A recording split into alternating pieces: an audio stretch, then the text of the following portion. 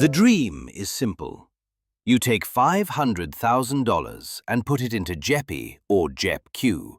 You collect a massive double-digit yield and you retire on the monthly cash flow. But there are two factors that change the equation: ordinary income tax and NAV erosion. By the end of this video, you will know exactly how much of that money you actually get to keep. We are going to stress test the portfolio, factoring in tax drag and capital decay.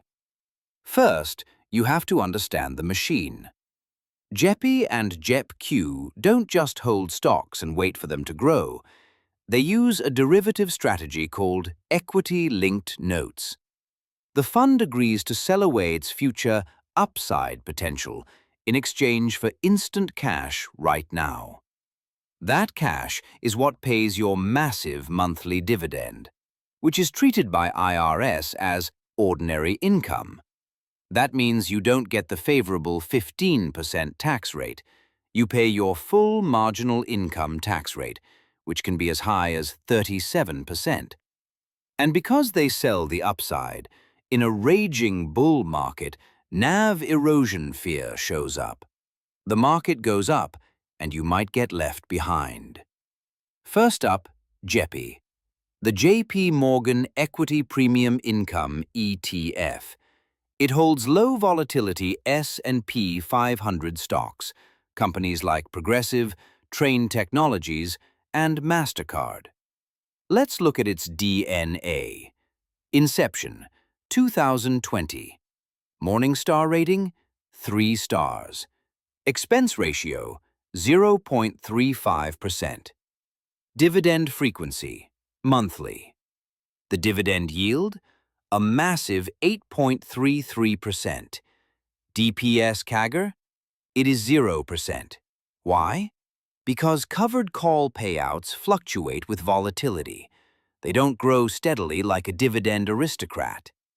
And here is where the NAV erosion concern shows up in the data. Over the last 5 years, the price-return CAGR is only 1.20%. The share price barely moves. It stays flat. JEPI is an income play, not a growth play. You buy this to pay bills, not to double your capital. Next, JEPQ. The J.P. Morgan Nasdaq Equity Premium Income ETF. It tracks the Nasdaq 100. You own the growth giants like Apple, Microsoft, and NVIDIA. It accepts higher volatility in exchange for higher premiums.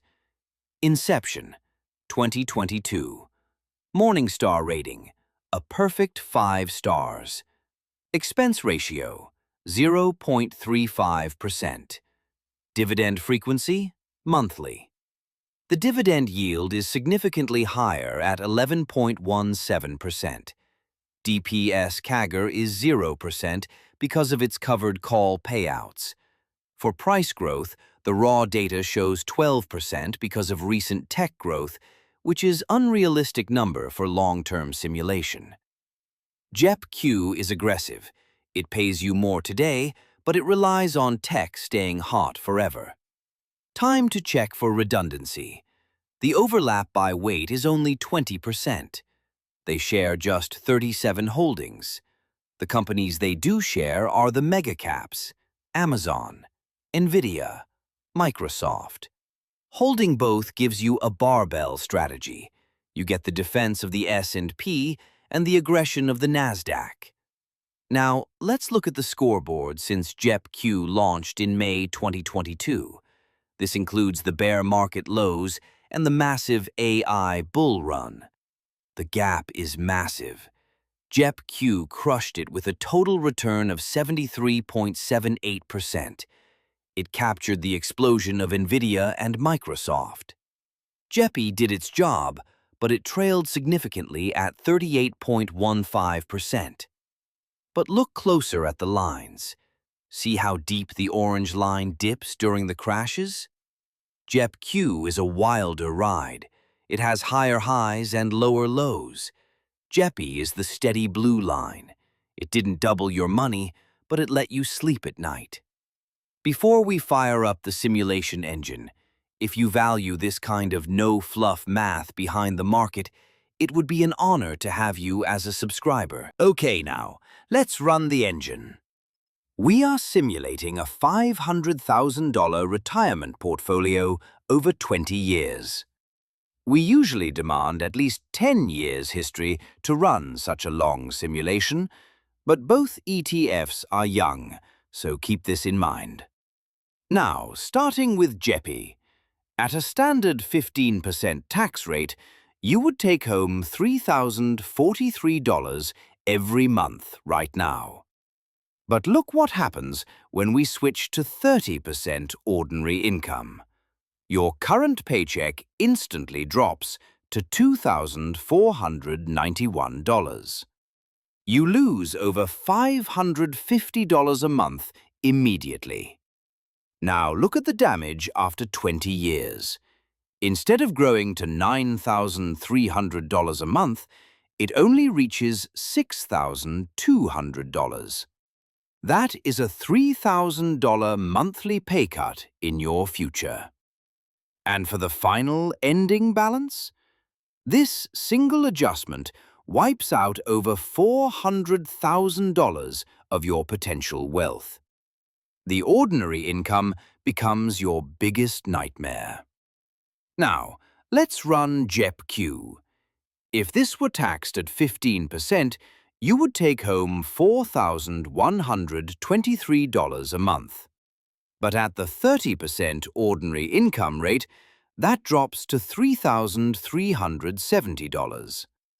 After 20 years, at 15% tax, your future income would be over $11,000 a month.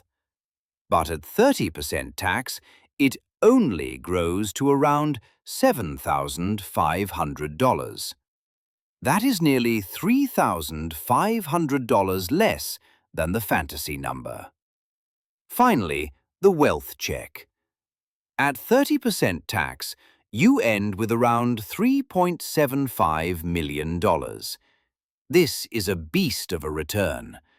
But remember, almost $800,000 of your compounding was eaten by ordinary income along the way.